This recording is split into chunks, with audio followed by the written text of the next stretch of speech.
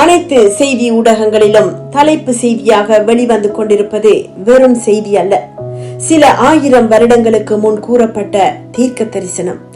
ஈரானிய மக்கள் புரட்சி செய்தி வாசிப்பாளர்களுக்கு பரபரப்பான செய்தியாகவும் அரசியல் ஆய்வாளர்களுக்கு விறுவிறுப்பான விவாதங்களாகவும் இருக்கலாம். ஆனால் சத்தியத்தை அறிந்தவர்களுக்கோ கண்முன்னே நிறைவேறும் கடைசி கால தீர்க்க தரிசனம். ஏசாயா, எரேமியா, எசேக்கியேல், தானியேல் போன்ற பெரும் தீர்க்கதரிசிகளின் மிக பழைய எழுத்துக்கள் இப்போது உயிர் பெற்று எழுந்து அரங்கேறி கொண்டிருக்கின்றன.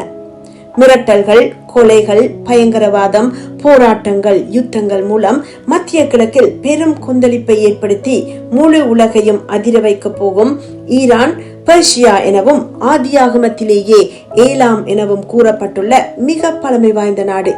ஈரானை பற்றி வேதாகமத்தில் 1, 2 அல்ல 29 தடவைகள் எழுதப்பட்டுள்ளது. இஸ்ரவேலின் சரித்திரத்தின் பல முக்கிய சம்பவங்களுடன் சம்பந்தப்பட்டுள்ள பண்டைய பெர்ஷிய சாம்ராஜ்யம் தேவ திட்டத்தில் மிக முக்கிய பங்கு வகித்துள்ளது. ஈரானை பற்றிய கடைசி கால தீர்க்க தரிசனங்களை கவனிக்காமல் விடுவது தேவ திட்டத்தை கவனிக்காமல் விடுவதாகும். பலர் பேசுவதற்கு பயப்படும் அல்லது தயங்கும் விடயம் சத்தியம். ஆராய்ந்து அறிவதற்கு முயற்சிக்காதது வேதாகம தீர்க்க தரிசனங்கள். ஏற்றுக்கொள்ள மறுப்பது தெய்வீக வெளிப்பாடுகள். உலக விடயங்களை ஒவ்வொருவரும் ஒவ்வொரு கண்ணோட்டத்தில் பார்க்கும் போது கிறிஸ்தவர்கள் பார்க்க வேண்டியது தெய்வீக கண்ணோட்டத்தில். ஆதி முதல் எல்லாவற்றையும் அறிந்தும் அறிவித்தும் உள்ள தேவனுடைய திட்டம் முழுமையாக நிறைவேறி வருவதை தெளிவாக கண்டு விளங்கி ஏற்றுக்கொள்ளக்கூடியவர்களாக நீங்கள் இருப்பீர்களானால் தானியேல் கூறுவதைப் போல நீங்கள் ஞானவான்கள்.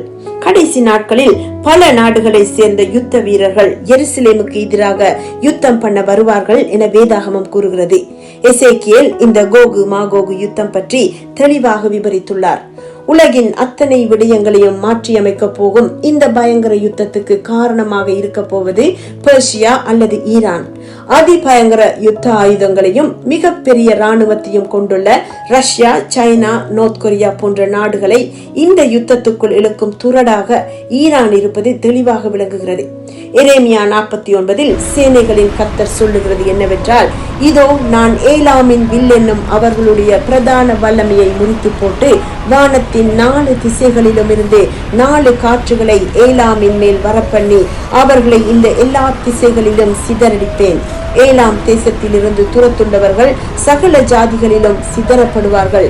நான் ஏலாமியரை அவர்கள் சத்துருக்களுக்கு முன்பாகவும் அவர்கள் பிராணனை வாங்க தேடுகிறவர்களுக்கு முன்பாகவும் கலங்க பண்ணி என் கோபத்தின் உக்கிரமாகிய தீங்கை அவர்கள் மேல் வரப்பண்ணுவேன் என்று கர்த்தர் சொல்லுகிறார்.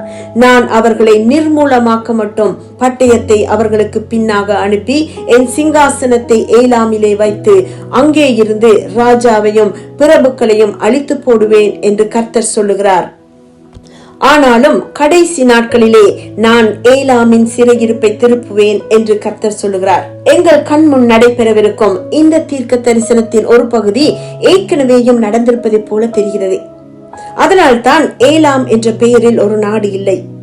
ஆனால் ஏலாமியர் அதே பகுதியில் இன்றும் வாழ்கிறார்கள். ஆதியாகமம் 14 ஆபிரகாமுடன் யுத்தம் செய்த ஏலாமின் ராஜாவாகிய கெதர்லாகோமேர் அதிக பலம் வாய்ந்தவனாக காணப்பட்டான். நோவாவின் குமாரனாகிய சேமின் மகன் ஏலாம். அவனுடைய பரம்பரையினர் ஈரானின் வடமேற்கு பகுதியில் உள்ள ஏலாமில் குடியிருந்தார்கள். அவர்கள் தேவனுக்கு விரோதமாக இருந்ததால் அவர்களுடைய ராஜ்யம் அளிக்கப்பட்டது. ஆனால் ஏலாமியர் அதே பகுதியில் பார்த்தியர் எனப்பட்ட பெர்ஷிய ராஜ்யத்துக்கு கீழ்பட்டு வாழ்ந்தார்கள். தானியேல் 8:2 ஏலாம் தேசத்தில் உள்ள சூசான் அரண்மனை குறிப்பிடப்பட்டுள்ளது. எஸ்தர் 1:2 பெர்ஷிய ராஜாவாகிய அகாஸ்வேரு இதே சூசான் அரண்மனையில் இருக்கிற தன் ராஜ்யத்தின் சிங்காசனத்தில் வீற்றிருந்ததாக எழுதப்பட்டுள்ளது. பெர்ஷியர் ஏலாமியரை கீழ்படுத்தி அவர்களுடைய தேசத்தை தலைநகராக்கினார்கள். தானியேல் கண்ட தரிசனங்களின் படியும் நடைபெற்ற சம்பவங்களின் படியும் பாபிலோனிய சாம்ராஜ்யத்தை தோற்கடித்து பலமிக்க சாம்ராஜ்யமாக எழுச்சி பெற்றது மேதியா பெர்ஷியா சாம்ராஜ்யம். நோவாவின் குமாரனாகிய யாப்பேத்தின் மகன் மதாயாவின் பரம்பரையினரான மேதியரை விட சேமின் பரம்பரையினரான ஏலாமியரை உள்ளடக்கிய பெர்ஷியர் பலமிக்கவர்களாக காணப்பட்டார்கள். கிறிஸ்துவுக்கு முன் 6ஆம் நூற்றாண்டில் தேவனால் தெரிந்து கொள்ளப்பட்டு அபிஷேகம் பெற்ற கோரேஸ் மன்னனால் பெர்ஷிய சாம்ராஜ்யம் தலை தோங்கியது. தேவ அபிஷேகம் பெற்ற யூதன் அல்லாத ஒரே மனிதன் கோரேஷ் மன்னன். இவன் பாபிலோனியரால் சிறைப்பிடிக்கப்பட்ட இஸ்ரவேலரை விடுதலை செய்து எருசலேம் தேவாலயத்தை மீண்டும் கட்டுவதற்கான கட்டளையை பிறப்பித்தான். அகழ்வாராய்ச்சியில் கண்டுபிடிக்கப்பட்ட இந்த கட்டளை இப்போதும் பிரிட்டிஷ் மியூசியத்தில் வைக்கப்பட்டுள்ளது. பெர்ஷிய ராஜாக்கள் எப்போதும் யூதர்களுக்கு ஆதரவளிப்பதற்காக தேவனால் பயன்படுத்தப்பட்டவர்கள். தானியேல், எஸ்ரா, நெகேமியா, எஸ்தர் ஆகியோர் பெர்ஷியாவில் வாழ்ந்தவர்கள்.